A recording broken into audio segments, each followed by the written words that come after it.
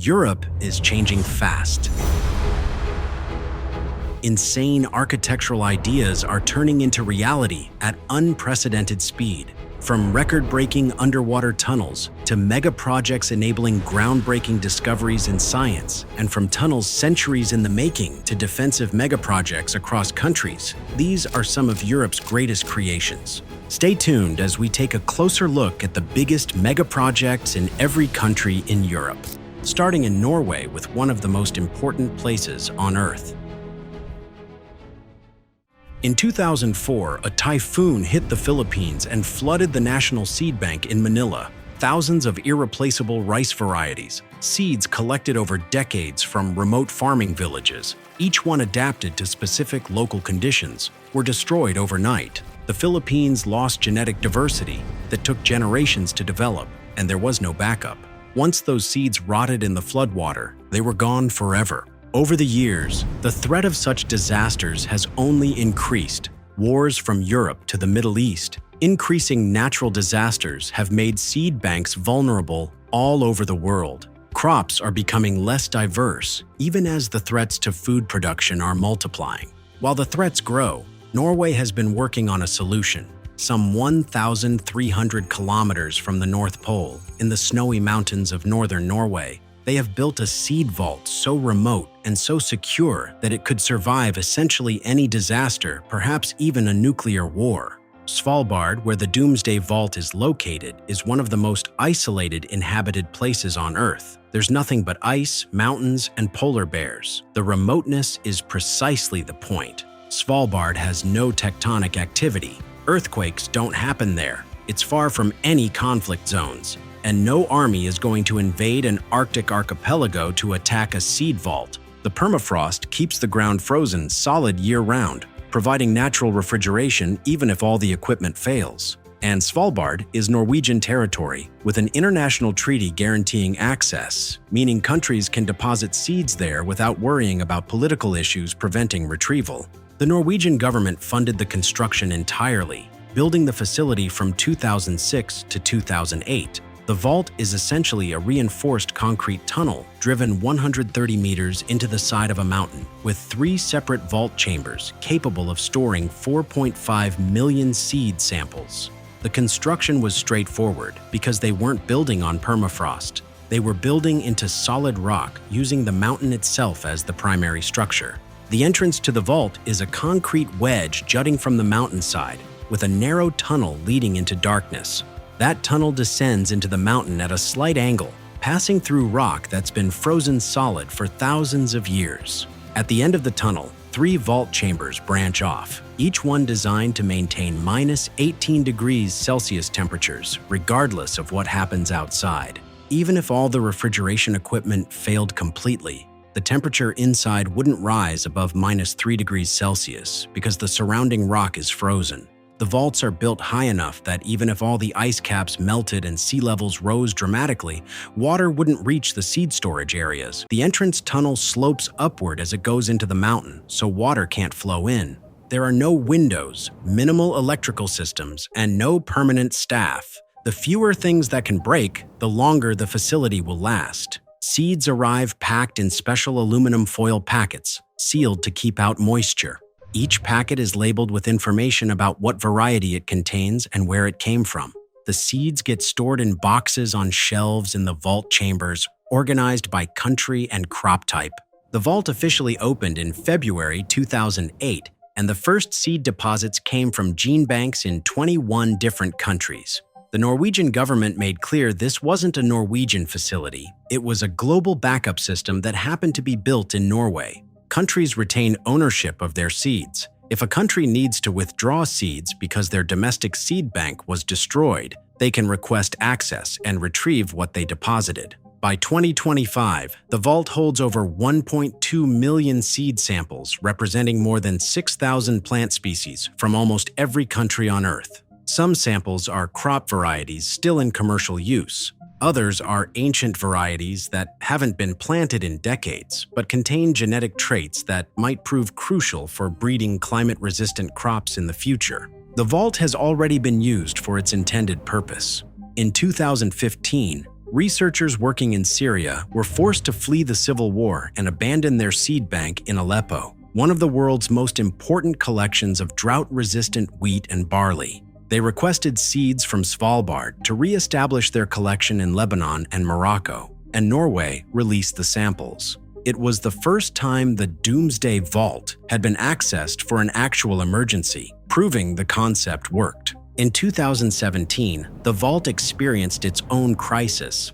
Unusually warm Arctic temperatures caused permafrost around the entrance tunnel to melt, and water seeped into the outer part of the tunnel. The water didn't reach the vault chambers. The seeds were never at risk, but it exposed a vulnerability nobody had anticipated. Climate change was affecting even Svalbard, and the permanent permafrost they'd counted on might not be so permanent. Norway spent several $1 million adding waterproofing and drainage to the entrance tunnel and installing better monitoring systems. The Doomsday Vault is an insurance against that. Even if individual countries lose their agricultural heritage, the genetic diversity can be recovered. The seeds themselves, kept at -18 degrees Celsius in sealed containers, should remain viable for hundreds of years. Some seed types will last even longer. Wheat and barley seeds have germinated successfully after being frozen for over 1,000 years in archaeological sites. The vault is not glamorous. There's no advanced technology involved, and most people forget it exists. But 1,300 kilometers from the North Pole, inside a frozen mountain, millions of seeds wait in the darkness, preserving thousands of years of agricultural development against whatever disasters the future might bring. Talking of providing insurance for the future, France and Italy are building one of the longest infrastructure projects in modern European history. France and Italy have been talking about building a railway tunnel under the Alps here since the 1990s. The existing rail line through the mountains, built in the 1800s, climbs over the pass at high elevation and can barely handle modern traffic.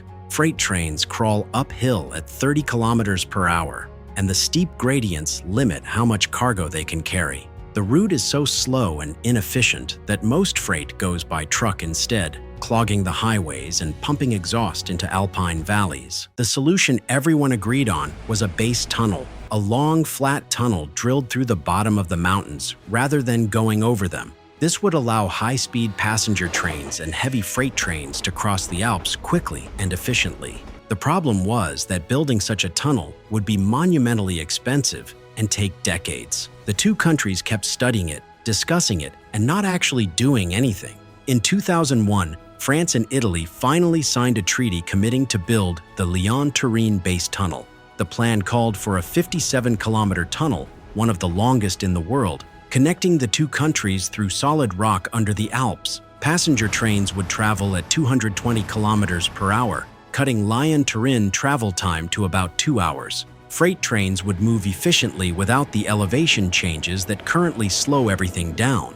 The European Union agreed to fund 40% of the cost, seeing the tunnel as crucial for connecting southern and northern Europe. The estimated cost in 2001 was about $8 billion. That number has since tripled to over $26 billion, and construction isn't finished yet.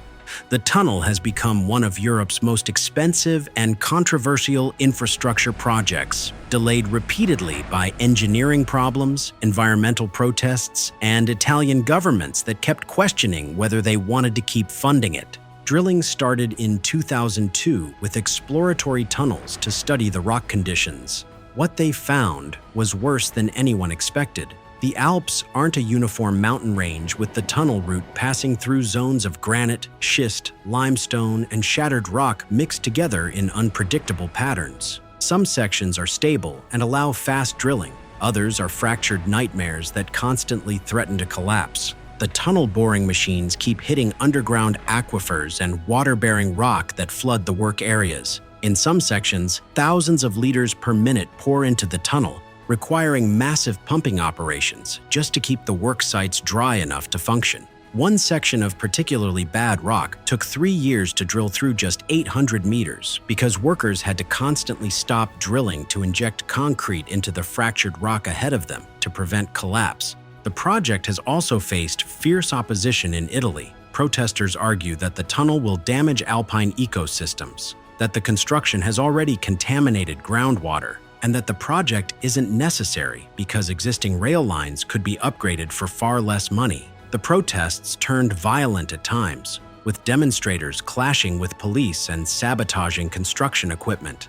When the populist Five Star Movement came to power in 2018, they threatened to cancel the project entirely, calling it a waste of money that primarily benefits France. Eventually, Italy agreed to continue, but the political uncertainty delayed work for years. While the Italian side has been chaotic, the French side has progressed relatively smoothly. Drilling continues on schedule, and major sections of tunnel are complete. The two sides are supposed to meet in the middle of the mountain, but at current rates, the French crews will finish their section years before the Italians. Current timelines put completion around 2032, though that date has slipped repeatedly and will probably slip again.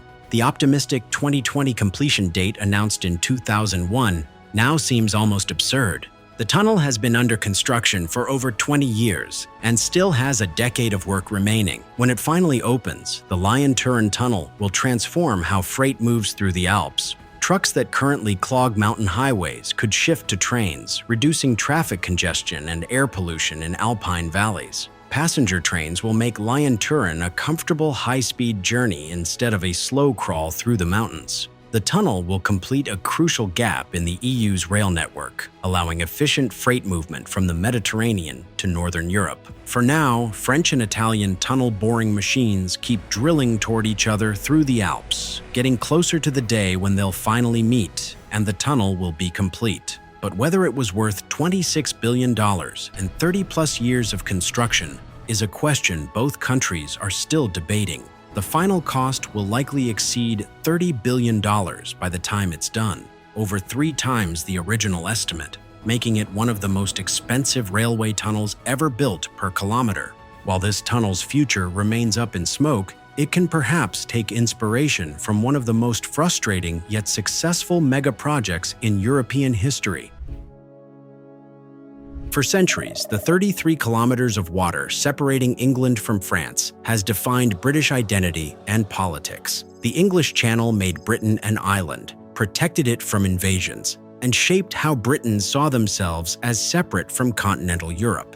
But that same stretch of water was also expensive and inconvenient. Every person and every ton of cargo crossing between Britain and France had to take a ferry or a flight, adding time and cost to every journey. Napoleon proposed building a tunnel under the Channel in 1802, suggesting that horse-drawn carriages could travel between the two countries underground. The concept resurfaced repeatedly over the next 2 centuries. Engineers drew up plans, politicians debated security concerns, and nothing ever got built. Britain's island mentality and France's desire for closer European integration kept clashing whenever the tunnel idea appeared. By the 1980s, the calculation changed. Britain and France were both European Community members. Trade between them had grown enormously, and the ferry services crossing the Channel were operating at capacity. Trucks waited hours to board ferries at Dover and Calais. Passengers endured rough crossings in bad weather, and storms regularly canceled services entirely. The economic case for a fixed link was becoming impossible to ignore,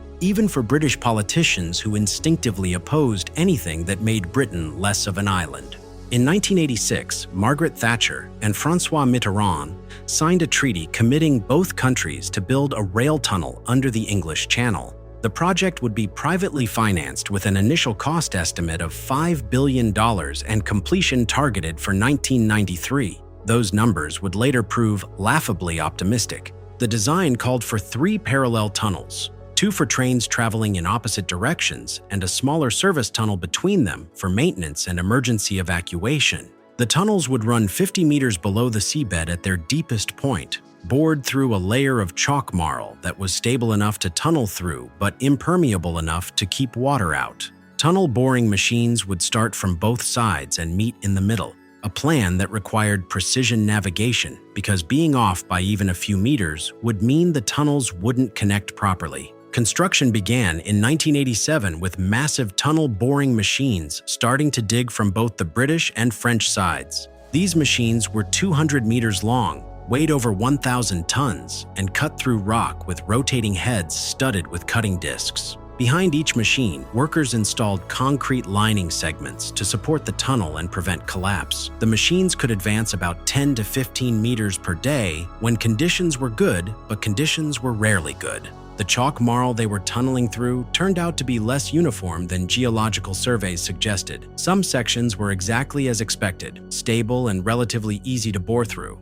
Other sections were waterlogged and fractured, with underground streams forcing water into the tunnel faster than pumps could remove it. In the worst sections, workers had to stop the boring machine and inject grout into the rock ahead to seal fractures before they could safely continue. Each delay added weeks to the schedule and millions to the cost. The British side faced particularly bad geology. The tunnel boring machine kept hitting pockets of water and unstable rock that forced construction to slow to a crawl. The French side progressed more smoothly because their geology was more stable, which meant French tunneling crews finished their sections months ahead of the British. In December 1990, the breakthrough happened. The British and French tunnel boring machines met roughly in the middle of the channel, aligned within centimeters of where they were supposed to be. Workers broke through the final section of rock separating the two sides, and for the first time in history, there was a physical connection between Britain and France. The breakthrough was celebrated as a triumph of engineering, though the project was already years behind schedule and billions over budget. Finishing the tunnels took another 3 years. The boring was done, but the tunnels needed railway tracks, electrical systems, ventilation equipment, safety systems, and terminals on both sides where trains could load and unload. Every component had to work perfectly because a tunnel 50 meters underwater doesn't allow for easy repairs after opening. The Channel Tunnel finally opened in May 1994, a year late and vastly over budget. The final cost reached $10 billion, nearly double the original estimate. Early financial results were disastrous with lower passenger numbers than projected, but the tunnel kept operating, and slowly the traffic grew. Eurostar from Britain became the dominant way to travel between London and Paris, taking market share from airlines on that route. Le Shuttle from France proved popular with vacationers and truck drivers who valued the time savings and reliability compared to ferries. By the 2000s, the tunnel was generating genuine operating profits, even if it would take decades to pay off the construction debt. The Channel Tunnel has been operating for 30 years now, and roughly 20 million passengers and 1.6 million trucks pass through it annually. It has fundamentally changed how people and goods move between Britain and continental Europe, even if it never achieved the transformative economic impact optimists predicted. Today, the Channel Tunnel stands as an engineering achievement that genuinely changed European transportation. Napoleon's dream of a connection between Britain and France finally happened 200 years later, though the costs were far higher than anyone in 1802 could have imagined. From an engineering marvel beneath the ground, we move to another massive megaproject that turned out to be a great success story for science.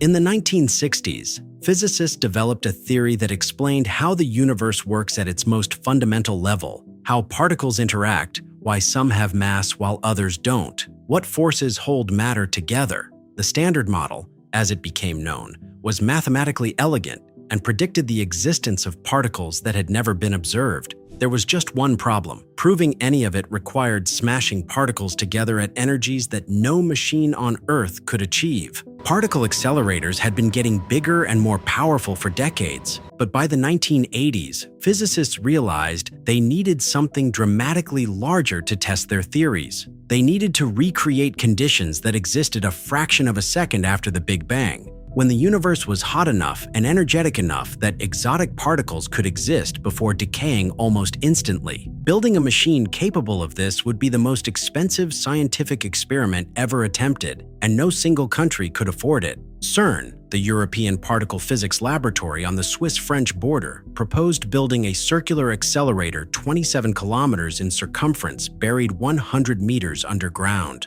The Large Hadron Collider would accelerate protons to 99.9999% the speed of light, then smash them together with enough energy to potentially create particles that hadn't existed since the first moments after the universe began. The primary target was the Higgs boson, a theoretical particle that supposedly gives other particles their mass. Without the Higgs, the standard model doesn't work, but nobody had ever seen one because they only exist for tiny fractions of a second before decaying. The project was approved in 1994 with an estimated cost of $2 billion and a target completion date of 2005. Those numbers would prove wildly optimistic. Building the LHC required solving engineering problems that had never been encountered before. The accelerator would use over 1,600 superconducting magnets to bend the particle beam around the 27-kilometer ring. These magnets had to be cooled to minus 271 degrees Celsius using liquid helium, colder than outer space, while operating just meters from particle collisions, generating temperatures hotter than the sun's core. Managing that temperature differential without the magnets tearing themselves apart was a challenge nobody had fully solved. Construction began in 1998 by digging a circular tunnel 27 kilometers in circumference, straddling the French-Swiss border. The tunnel wasn't starting from scratch. CERN reused a tunnel from an older, smaller accelerator, but the tunnel had to be widened and reinforced to accommodate the massive magnets and support equipment. Boring through the rock beneath the Swiss-French countryside took years, with workers navigating underground rivers and geological faults that weren't on any surveys. Manufacturing the magnets became a nightmare. Each superconducting magnet weighed 35 tons and had to be built to tolerances measured in micrometers despite being 15 meters long. The superconducting coils inside had to be wound precisely, or they wouldn't generate uniform magnetic fields. Early manufacturing attempts failed quality tests, and CERN had to work with contractors to redesign manufacturing processes. Each magnet took months to build, and CERN needed over 1,600 of them. The cooling system required engineering at a scale never attempted. The LHC uses 120 tons of liquid helium to cool the magnets to operating temperature. The helium distribution system had to deliver coolant to magnets spaced around a 27-kilometer ring while maintaining precise temperatures. Any warm spots could cause magnets to lose superconductivity, which would be catastrophic. CERN built what is effectively the world's largest refrigerator, with redundant cooling systems and monitoring equipment throughout the entire tunnel. By 2005, the project was years behind schedule and billions over budget. The final cost would reach $4.75 billion, more than double initial estimates, and completion kept getting pushed back. CERN faced skepticism from governments funding the project who questioned whether particle physics was worth this kind of money.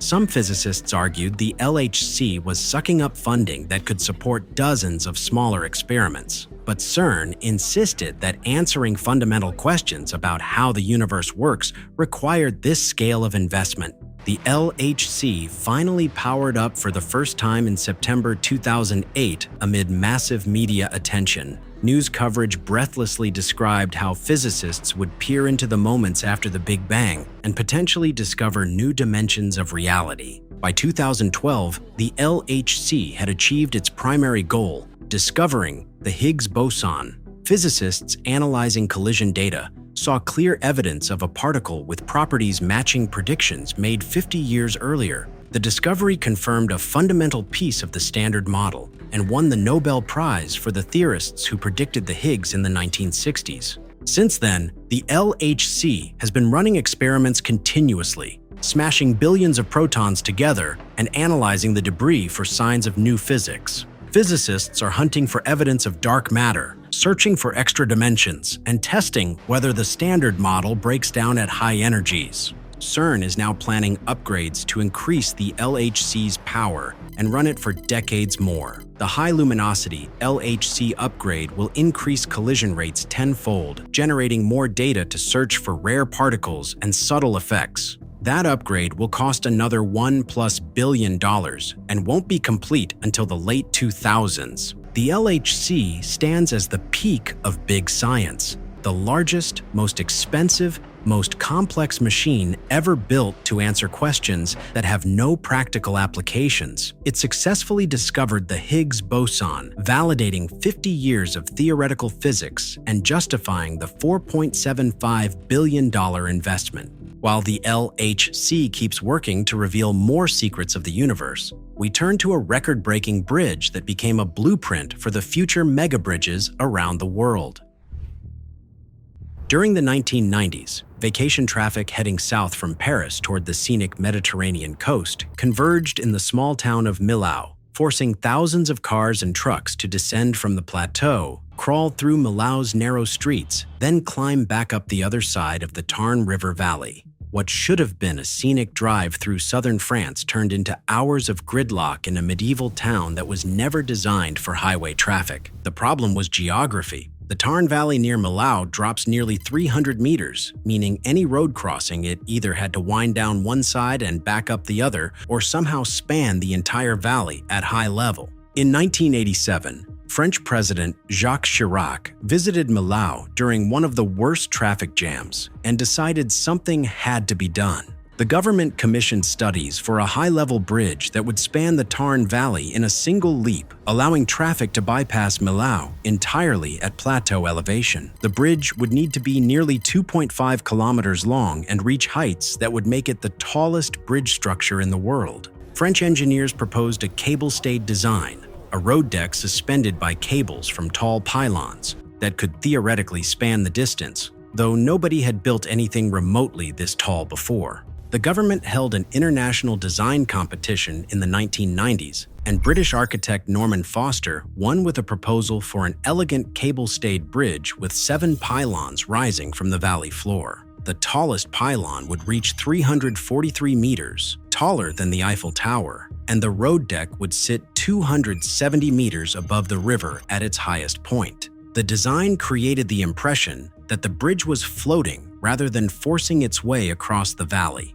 Construction began in 2001 with a budget of 400 million euros and an ambitious 3-year timeline. The first challenge was building foundations for the 7 pylons, some of which had to be sunk deep into the valley slopes where the ground was unstable. Workers drilled piles up to 15 meters deep into limestone and shale, pouring concrete to create stable bases for the enormous loads the pylons would carry. Each foundation took months to complete. The pylons rose in sections, built from concrete with steel reinforcement. As each pylon grew taller, wind became a more serious problem. At 300+ meters, wind speeds can exceed 150 kilometers per hour, strong enough to knock over cranes and construction equipment. The road deck was assembled in sections on the north and south banks, then pushed out across the valley using hydraulic jacks. This was the most nerve-wracking part of construction because the deck sections weighed thousands of tons and had to be perfectly balanced as they extended over thin air.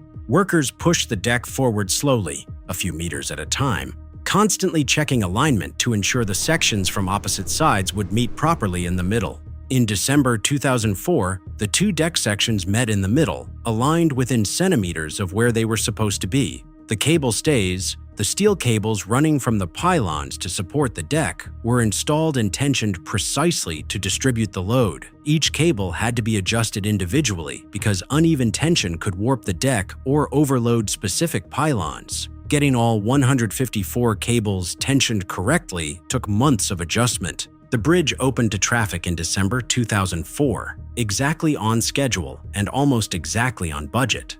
The 400 million euro cost was remarkably close to initial estimates, unusual for a project this ambitious. The Millau Viaduct immediately became a tourist attraction in its own right, with drivers paying tolls just for the experience of crossing the valley at dizzying height. The views are spectacular, the engineering is visible and impressive, and the bridge has a grace that makes it feel more like art than infrastructure. For Millau, the impact was immediate and dramatic. Summer traffic that used to crawl through town now bypassed it entirely at plateau level. The congestion disappeared overnight, residents got their town back, and tourists who'd been avoiding the route started using it again because the bridge eliminated the bottleneck. The viaduct has been operating for 20 years now without major problems. The design included sophisticated monitoring systems that track wind speeds, deck movement, and cable tension continuously. Maintenance crews inspect everything regularly, and so far the structure has performed exactly as engineers predicted. The cables and deck sway in strong winds. They're designed to move rather than resist rigidly, but the movement stays within safe limits. The bridge generates about 25 to 30 million euros in annual toll revenue, meaning it paid for itself within 20 years of operation. Drivers pay 12 to 15 euros depending on season, which seems expensive for just crossing a valley. But most pay it willingly because the alternative is the old road through Millau, which is slower and far less scenic. The Millau Viaduct proved that extremely tall bridges could be built quickly and on budget when engineering was carefully planned and construction conditions were favorable. It stands as one of the few megaprojects that actually delivered what was promised, when it was promised, for the cost that was estimated. Over the last 2 decades, taller bridges have been built in China measured from deck to valley floor, but none have structural elements reaching higher into the sky than Milau's tallest pylon. At 343 meters, the Millau Viaduct remains the tallest bridge in the world, measured from base to top of the pylons. While Millau Viaduct stands as a standard for connectivity, other much more expensive infrastructure megaprojects are struggling to stay afloat across Europe. Poland's aviation demand has been growing rapidly since joining the European Union. Passenger numbers doubled between 2010 and 2019, but the main airport is running out of room. Meanwhile, Poland has no high-speed rail network at all, forcing anyone traveling between major Polish cities to either drive or take slow trains on Soviet-era tracks. The geography makes this worse than it sounds. Poland stretches 700 kilometers from east to west, and traveling between major cities takes hours longer than it should. Warsaw to Krakow is 290 kilometers, but takes over 4 hours by train. Warsaw to Gdansk is 340 kilometers and takes 5 hours. Poland's infrastructure still reflects decades of communist-era underinvestment, and the lack of modern connections hurts economic integration between regions. In 2017, Poland's Law and Justice government proposed solving both problems simultaneously with an audaciously ambitious project. CPK, Centralny Port Komunikacyjny, or Central Communication Port, would be a massive new airport built from scratch between Warsaw and Łódź, designed to handle 45 million passengers annually, with room to expand to 100 million. Around this airport, Poland would build 1,800 kilometers of new high-speed track connecting CPK to every major city, with trains traveling at 250 to 300 kilometers per hour. This would cut Warsaw-Krakow to 100 minutes, Warsaw-Gdansk to 2 hours, and create connections to Berlin, Prague, and Vilnius. The airport and rail hub together would transform Poland from a peripheral country with poor infrastructure into a Central European transportation node. The initial cost estimate in 2017 was around 30 billion euros for everything. However, as planning progressed and actual costs became clearer, the estimates kept climbing. By 2020, the figure had reached 35 billion euros. Then 40 billion euros, and some analysts suggested the real cost could exceed 50 billion euros once everything was accounted for. Finding a location for the airport became its own saga. The government selected a site near the village of Baranów, about 40 kilometers west of Warsaw, in an area that's currently farmland. Farmers were told they'd be compensated for losing their land, but many didn't want to sell at any price. The airport site requires acquiring 3,000 hectares, and the government would need to relocate entire villages. Local opposition intensified as residents realized their communities would be destroyed to build an airport in the middle of nowhere. The project became intensely political. Poland's Law and Justice government pushed CPK as their signature infrastructure achievement, proof that Poland could think big and build modern infrastructure without foreign help. Opposition parties called it a vanity project that would waste billions on an airport nobody needed when existing infrastructure was falling apart. Every election turned into a referendum on CPK, with the government promising to build it and the opposition promising to cancel it. Construction was supposed to begin in 2023, with the airport opening in 2027 and rail lines completed progressively through the 2030s. Those dates were never realistic, and by 2023, no construction had started. The government was still acquiring land, fighting legal battles with property owners, and conducting environmental reviews. The timeline slipped to 2032 for airport opening at the earliest, with rail lines following years later. In 2023, Poland's opposition coalition won elections and immediately announced they were reviewing the CPK to determine if it should continue. The new government suggested scaling back the project dramatically, maybe build a smaller airport and fewer rail lines rather than the full ambitious vision. This created chaos because contracts had been signed, land acquired, and billions spent on planning. Canceling entirely would waste money already invested, but continuing seemed to commit Poland to spending tens of billions on a project the new government never supported. As of 2025, CPK exists in limbo. The airport site sits empty as legal battles over land acquisition continue. High-speed rail planning continues, but no construction has started. The government keeps saying they'll announce a final decision soon, but that decision keeps getting delayed. Poland has spent billions on planning, land acquisition, and preparatory work without building anything, creating a situation where money is being wasted regardless of whether the project continues or gets canceled. The fundamental question remains unanswered. Does Poland need the CPK? Supporters argue that modern infrastructure is essential for economic growth and that Poland should be ambitious. Critics point out that existing airports could be expanded more cheaply and that Poland has more pressing infrastructure needs than a hub airport in the middle of nowhere. The project has become a test of whether Poland can successfully execute megaproject infrastructure or whether ambition will collapse under the weight of political opposition, funding constraints, and implementation challenges that nobody anticipated during the optimistic planning phase. From Poland, we move to the UK, where another rail project is causing similar chaos and has stayed in limbo for decades. Britain has a geography problem that's shaped its economy for generations. The industrial cities of the north are poorly connected to London and the prosperous south. Manchester, Leeds, Sheffield, and Birmingham built Britain's industrial wealth in the 19th century. But as the economy shifted towards services and finance, those northern cities fell behind while London boomed. The north-south divide became one of Britain's defining features. London thrives, while northern cities struggle with unemployment, aging infrastructure, and populations that keep shrinking as young people move south for opportunities. The railway connecting northern England to London was built in the Victorian era and hasn't fundamentally changed since. Trains between Manchester and London share tracks with commuter services, freight trains, and slower regional services, creating congested chaos where nothing moves efficiently. The West Coast Main Line operates at absolute capacity, and by the early 2000s, everyone agreed that Britain needed better rail connections between north and south, but nobody could agree on how to provide them. The lack of modern rail connections between north and south had become both a national embarrassment and an economic drag, with congestion costing billions annually as businesses struggled to move people and goods efficiently. In 2009, the Labour government officially proposed High Speed 2, a new railway connecting London to Birmingham, then branching in a Y shape to Manchester and Leeds. This would finally give Northern England the fast, reliable connection to the capital that could help revive struggling economies. Trains would travel at 330 kilometers per hour, cutting Birmingham-London to 49 minutes, Manchester-London to just over an hour, and Leeds-London to similar times.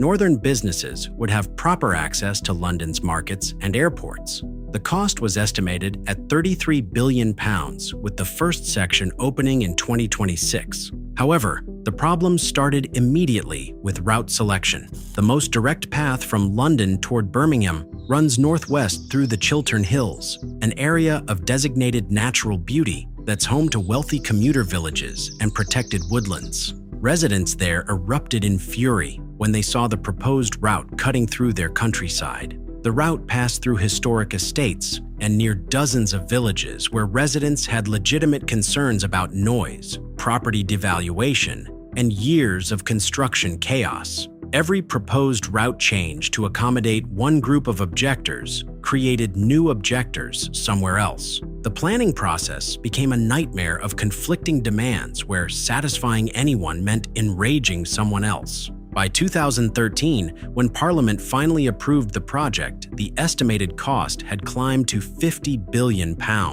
The delays from planning battles and route modifications had pushed timelines back years. Construction wasn't starting in 2017 as originally planned, and the opening date for Phase 1 to Birmingham had slipped from 2026 to 2033, and Phase 2 extending to Manchester and Leeds wouldn't complete until the 2040s at the earliest. Then came the land acquisition nightmare. HS2 required purchasing thousands of properties along the route, but property owners fought over valuations, demanded more money, and tied up sales in legal challenges for years. Some owners refused to sell at any price, requiring compulsory purchase orders that dragged through courts. Each delay added millions in costs as property prices increased and construction schedules slipped further behind. Construction finally began in 2020 on preliminary works. Almost immediately, costs spiraled beyond anyone's worst estimates. The route required extensive tunneling through the Chilterns to minimize surface impact and satisfy local opposition, but tunneling proved far more expensive than estimated.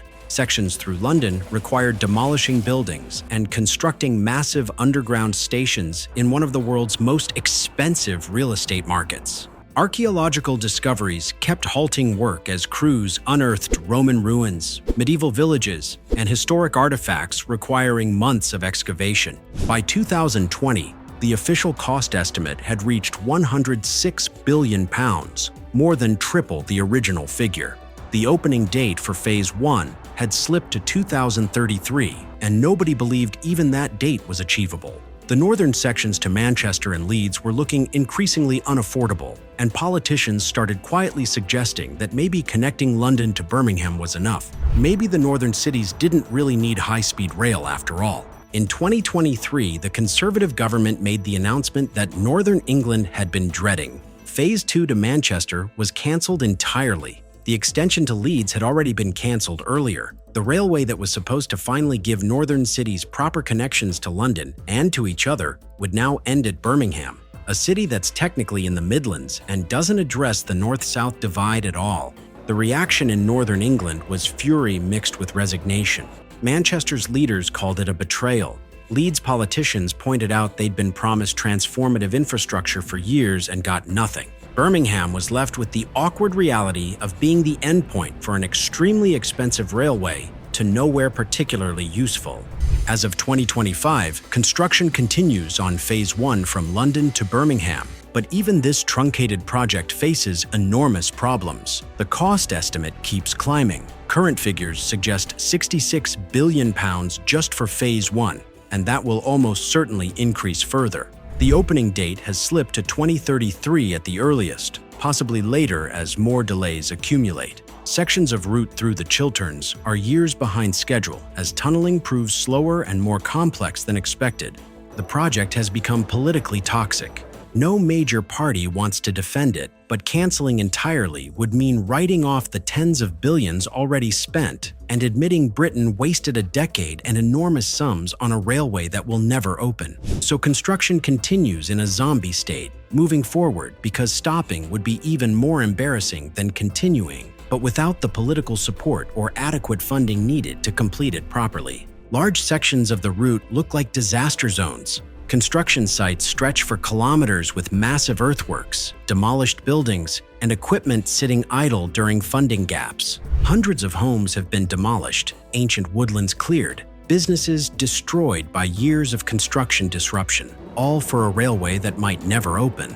The current estimate is £66 billion for Phase 1 alone, but nobody believes that number will hold. Every year brings new cost increases as construction reveals unforeseen problems. Inflation adds billions more as the timeline stretches into the 2030s. The final bill could easily exceed £100 billion for a railway that ends at Birmingham.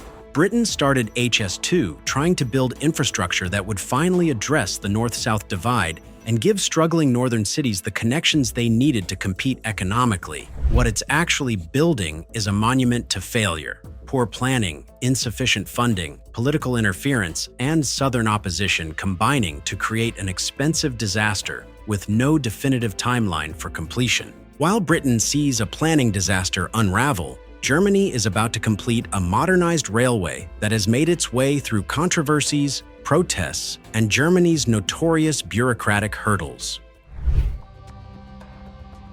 Stuttgart's main railway station was built in 1928 as a terminus where trains arrive, stop, and have to reverse direction to leave. While this design made sense in 1928, over time, it became a time-consuming process that created a bottleneck for Germany's entire southern rail network. By the 1990s, Stuttgart's planners looked at this situation and saw wasted potential. A slow, inefficient station occupying land worth billions while limiting rail capacity through one of Germany's most important cities. In 1994, Germany's rail operator, Deutsche Bahn, proposed a radical solution: tear down most of the existing station and replace it with an underground through station. Trains would enter Stuttgart, pass through without stopping or reversing, and continue toward their destinations. The new station would have 8 underground platforms instead of 16 surface platforms, because through platforms can handle more trains than terminus platforms. The rail yards and approach tracks could be eliminated, freeing up huge spaces in central Stuttgart for residential and commercial development. The project was called Stuttgart 21, a vision for 21st century rail infrastructure to replace the 20th century station. The initial cost estimate was 2.5 billion euros, and Deutsche Bahn promised the new station would open by 2010. Stuttgart's residents were told they'd get modern infrastructure and valuable real estate development that would transform their city. Opposition emerged almost immediately. Architectural preservationists didn't want to demolish the 1928 station building, which they considered an important example of modernist railway architecture. Environmental groups worried about construction disrupting protected habitats and parks near the station. As planning progressed through the 2000s, the cost estimates kept climbing. By 2009, the official figure had reached 4.5 billion euros, nearly double the original estimate, and construction hadn't even started yet. Critics commissioned their own analysis, suggesting the real cost would exceed 10 billion euros, a number Deutsche Bahn dismissed as ridiculous. The back and forth over costs became increasingly bitter, with each side accusing the other of manipulation and dishonesty. Construction began in 2010, and Stuttgart exploded in protests. Thousands of residents marched against the project, arguing it was too expensive, unnecessary, and would damage parks and historical sites. The protests grew violent when police tried to clear a park where construction was starting. Water cannons and tear gas were used against protesters, including elderly residents and children. The images shocked Germany and turned Stuttgart 21 into a national controversy about infrastructure development, environmental protection, and whether citizens had any say over projects affecting their cities. The violence prompted the state government to hold a referendum in 2011, asking residents whether to continue or cancel the project. The result was 59% in favor of continuing, so construction resumed, but the opposition never disappeared. The construction itself presented more problems than anticipated. Stuttgart sits in a valley surrounded by hills, and the geology is a nightmare. Tunneling through here required constantly adapting techniques, and groundwater proved particularly problematic. Water levels in wells around the city dropped as construction dewatered the work sites, causing some buildings to settle and crack. The tunnels had to pass beneath existing buildings and infrastructure without causing damage to buildings and protected mineral springs. Every meter of progress required extreme caution, adding time and cost. By 2013, the cost estimate had officially reached 6.5 billion euros, and everyone knew it would climb higher. Deutsche Bahn insisted the project would still open by 2021, giving rise to the project's name. But that deadline came and went, with construction nowhere near complete. The opening date slipped to 2025, then 2027, and as of 2025, the latest estimate suggests maybe 2029 if everything goes perfectly from here. The current official cost is around 11 billion euros, more than 4 times the original estimate, and that doesn't include all related infrastructure like new track connections outside Stuttgart. Some analysts suggest the total bill will exceed 12 to 13 billion euros by the time the last component is finished.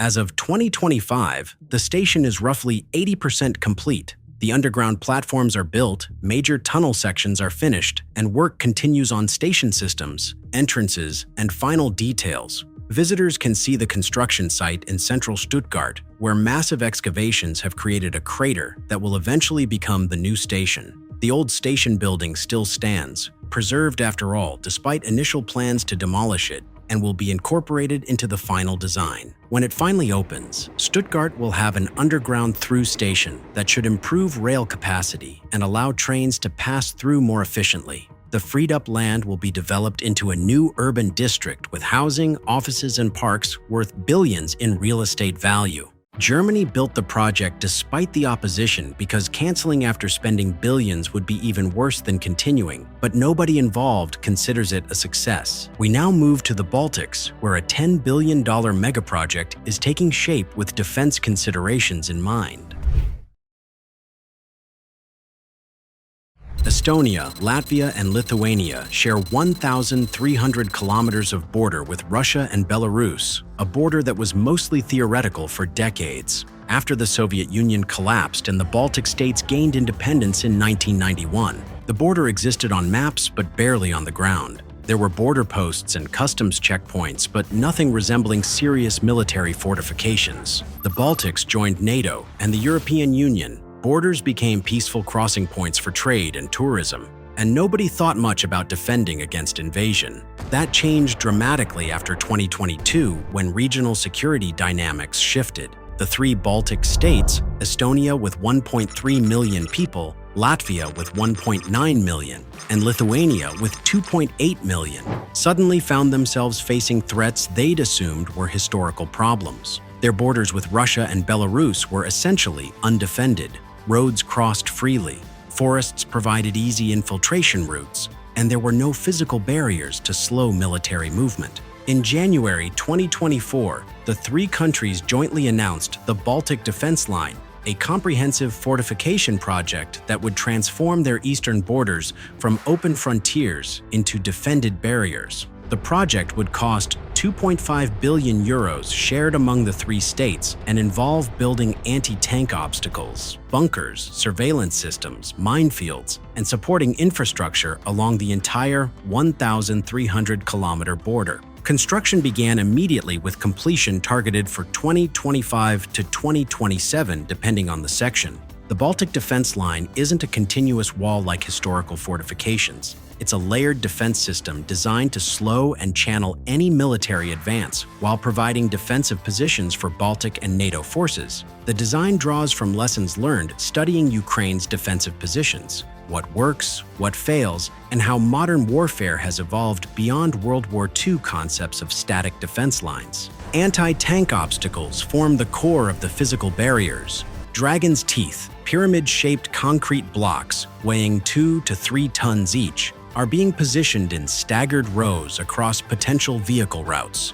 Behind the dragon's teeth, anti-tank ditches several meters deep and wide create additional barriers. Excavating these ditches requires removing hundreds of thousands of cubic meters of soil. The bunkers being constructed are modern fighting positions, not the massive fortress complexes of previous eras. Typical designs are reinforced concrete structures, partially buried with 1 to 2 meter thick walls capable of withstanding artillery hits. Each bunker provides cover for 8 to 12 soldiers with firing positions covering approaches and obstacles. The positions include ammunition storage, basic life support, and armored observation posts. Construction involves excavation, steel rebar installation, concrete pouring, and backfilling with earth for additional protection and camouflage. Estonia is fortifying its 338-kilometer border with Russia, focusing resources on the southeastern section near Pskov, where terrain favors vehicle movement. The northern border runs along Lake Peipus, a natural barrier in summer that becomes a highway when frozen solid in winter. Estonian engineers are installing monitoring systems on the lake and building fortified positions at key points where forces could exploit lake ice crossings. The construction employs both military engineers and private contractors, working on accelerated schedules. Latvia has the longest border section at over 500 kilometers with Russia and Belarus. Much of this runs through forests and marshlands. Latvian military planners are installing anti-tank obstacles at road crossings and river bridges while positioning bunkers to cover these choke points. The marshlands require different approaches since physical barriers are impractical.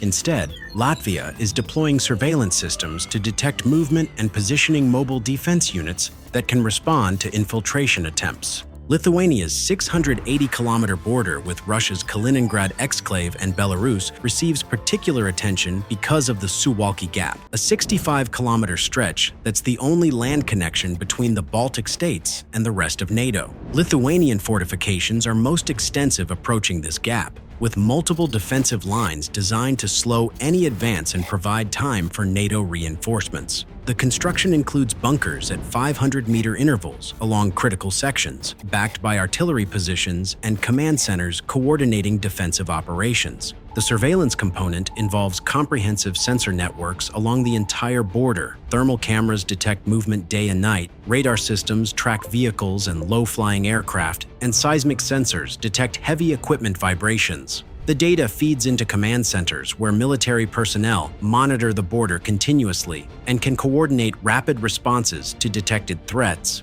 Estonia is also deploying armed drones that can survey border areas and provide real-time intelligence to defending forces. Construction is happening simultaneously across all three countries, with different contractors handling different sections. The work is relatively straightforward: excavation, concrete work, steel installation. But the scale is enormous. Workers are excavating thousands of fighting positions, pouring hundreds of thousands of cubic meters of concrete, and installing thousands of dragon's teeth obstacles. In forested areas, trees must be cleared to create fields of fire while maintaining camouflage.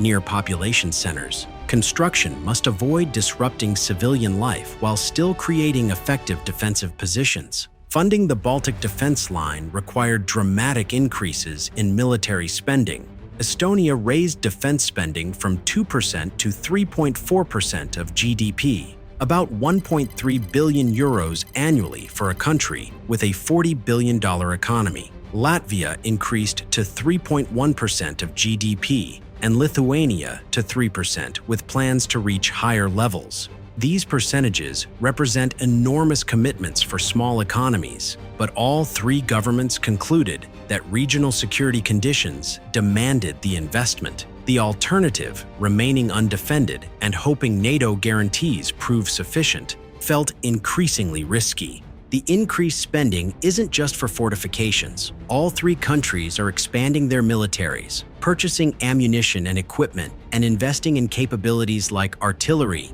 anti-tank weapons, and air defense. Estonia is aiming for 30,000 total forces, including reserves, Latvia for similar numbers relative to population, and Lithuania for even larger forces given its longer border. By 2027, the Baltic states will have transformed their eastern borders from essentially open frontiers into defended lines with physical obstacles, prepared fighting positions, and comprehensive surveillance. Whether these fortifications prove sufficient if ever tested depends on factors beyond engineering: force sizes, equipment quality, alliance response times, and political will. But the three countries building them believe the investment is necessary insurance against regional threats that went from theoretical to tangible in the span of a few years. Do you think these megaprojects have the potential to change the face of Europe?